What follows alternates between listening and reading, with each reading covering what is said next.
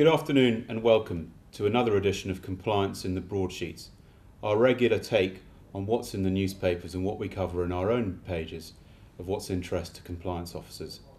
I'm Alex Robson, Managing Editor, and today I'm joined by Joanne Wallen, our Retail Financial Services Editor.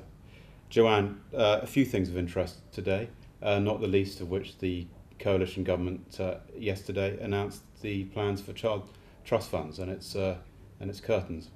It is, I'm afraid, yes. We had the combination of the Lib Dems who wanted to shelve them completely. The Tories had said that they would keep them for the poorest third of the population. Clearly the coalition, in this case the Lib Dems, have won, and they will be scrapped completely from January. They're phased out from August and scrapped completely from January.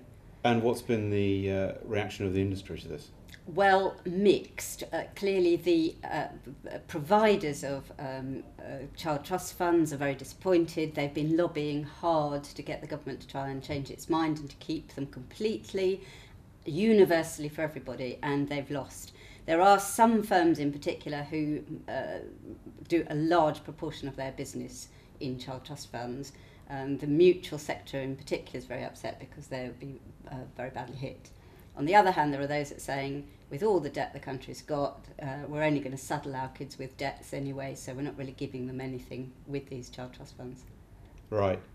So what's the next move for those in that part of the industry? Well, it's a small proportion.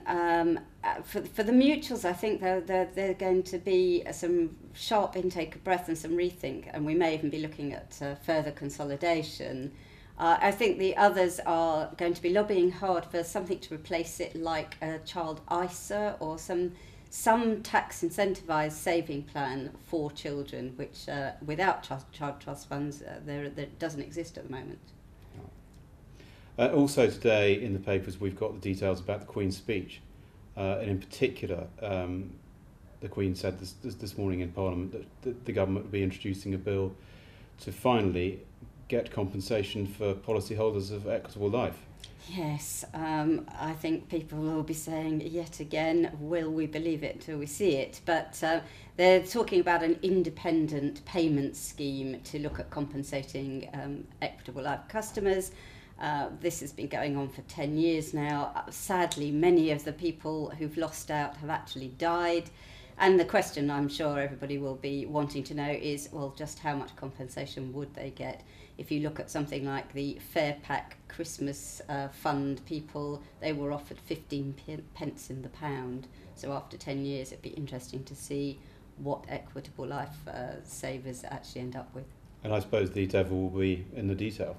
As always, it's a good headline for the new government, equitable life. If they can sort that out, it will seem as a quick win, but what people will get at the end of it will be the interesting bit. Thank you, Joanne. Join us next time for another edition of Compliance in the Broadsheets.